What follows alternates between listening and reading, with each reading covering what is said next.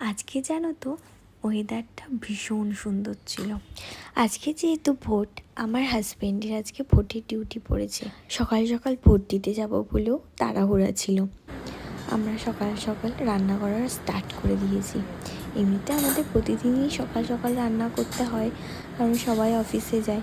তো সেই জন্য আগের মতোই সেম আমাদের সকাল সকালই রান্না করতে হলো।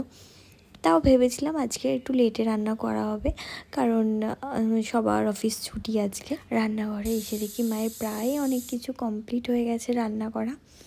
তো আমি একটু সবজি কেটে দিলাম, তারপরেই আমরা চা করে দুজন মিলে অনেক গল্প করছিলাম। আমরা প্রতিদিনই প্রায় চা খেতে খেতে প্রচুর গল্প করি। যখন সবাই অফিসে চলে যায় আমরা দুজন মিলে এরকম চা খাই আর গল্প করি। অনেকটা সময় কেটে যায় আমাদের। জানো তো আমাদের এখানে এত জোরে জোরে হাওয়া দিচ্ছিল, আমি তো ভাবছিলাম মনে হয় ভীষণ ঝড় হবে। আমার এক্সাইটমেন্টটা শোনো, এত ঝড় হচ্ছে বলে আমি লাফাচ্ছি, কিন্তু আসলে হাওয়া দিচ্ছিল, ভীষণ জোরে হাওয়া দিচ্ছিল। এখানে আমার হাজব্যান্ড ডিউটি যাবে বলে রেডি হচ্ছিল। এই যে ও চলে গেল, তো একটু বাই বাই করলাম যে সাবধানে যেও।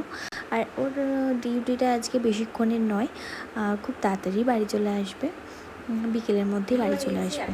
তারপরে আমি হয়ে গেছি রেডি ভোট দিতে যাওয়ার জন্য। এই যে আমি একদম রেডি, সামনে আমাদের বাড়ির সামনে খুব কাছাকাছি ভোট দিতে যাব। এই যে আমরা সবাই রেডি হয়ে গেছি ভোট দিতে যাওয়ার জন্য। এবার বেরিয়ে গেছি ভোট দিতে। ফোন তো আর নিয়ে যাওয়া যাবে না। দেখো আমার ভোট ডান।